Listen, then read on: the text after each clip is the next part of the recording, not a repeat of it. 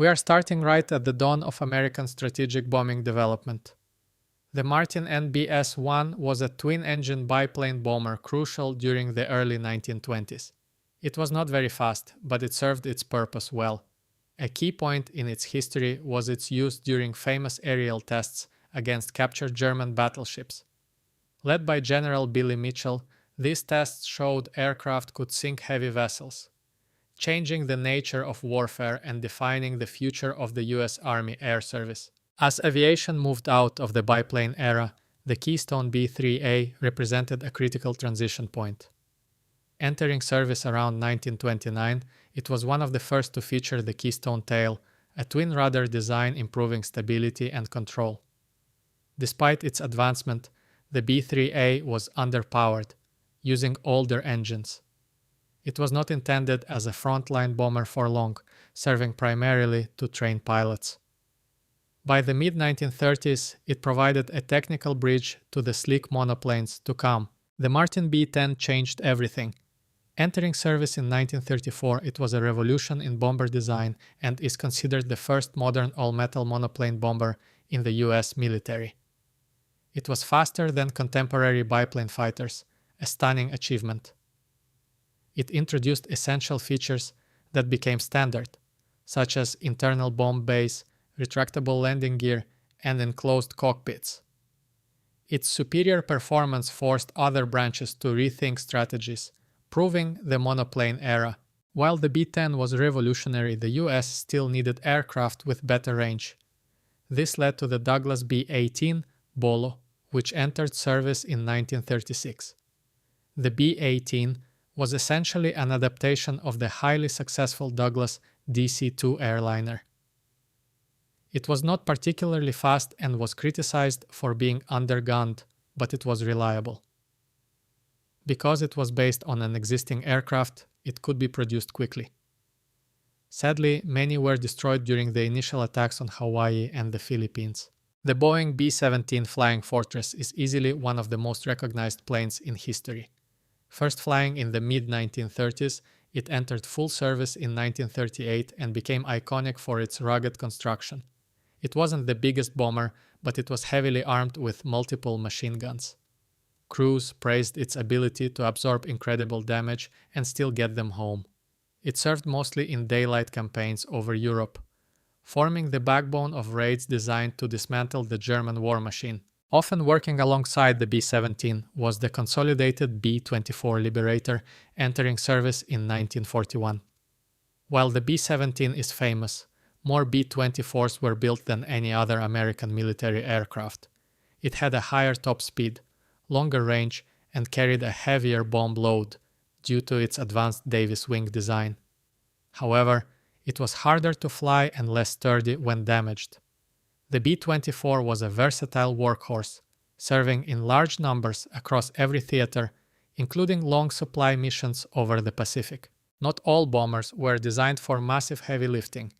The North American B-25 Mitchell, also entering service in 1941, was a highly adaptable medium bomber. It was rugged, allowing for low-level ground attack, anti-shipping strikes, and traditional bombing. It is most famous for the 1942 Doolittle raid, where B-25s were modified to launch from a US Navy carrier to attack Tokyo, a crucial mission for American morale. It served with almost every Allied force long after the war. Entering service slightly later than the B-25, the Martin B-26 Marauder arrived in 1941. It had a difficult start, known for being demanding to fly and earning a reputation as a widowmaker due to training accidents. This was because its small wings gave it high speed but made it prone to stalls. However, once pilots learned its characteristics, the Marauder proved highly effective.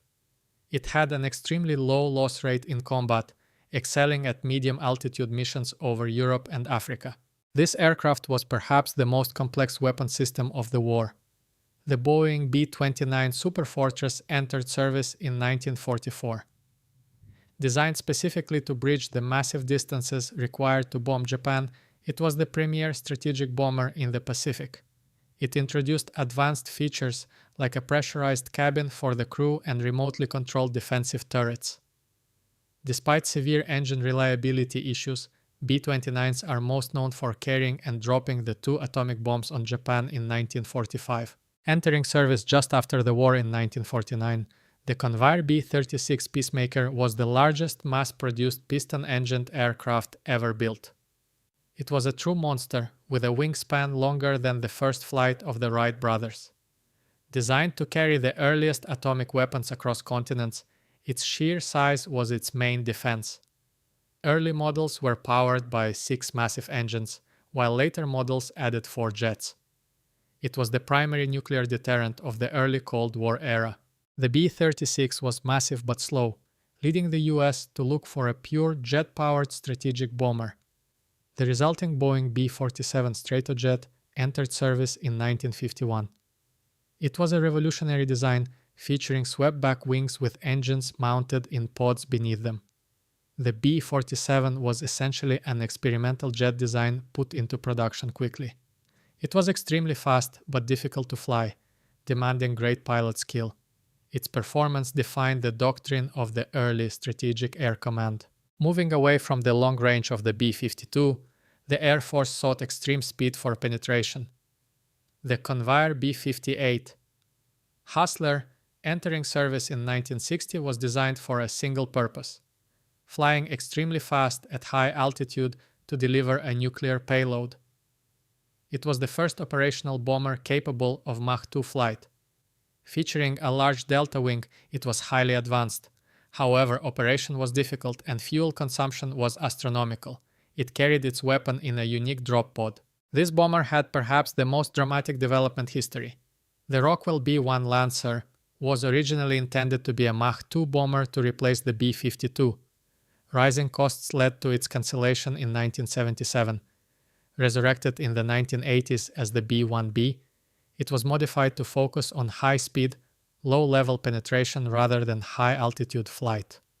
With its versatile variable sweep wings, the B-1B has been used heavily for conventional bombing missions in conflicts across the Middle East since the Cold War. We conclude with perhaps the most famous and secret aircraft of the modern era.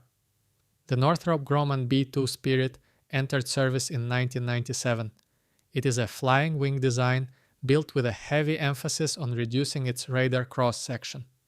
Its unique shape makes it almost invisible to enemy radar, allowing it to penetrate sophisticated air defense systems to deliver conventional and nuclear weapons. Representing the peak of strategic bombing technology, only 21 were ever produced due to cost. This is the aircraft that defined global nuclear deterrence for decades. The Boeing B-52 Stratofortress entered service in 1955 and remains operational today. Much larger than the B-47, it replaced the B-36, combining heavy payload capacity with high-speed jet capabilities. The B-52 was the centerpiece of the US nuclear triad during the Cold War. However, it also proved its flexibility during the Vietnam War, famously used for high-altitude conventional saturation bombing missions.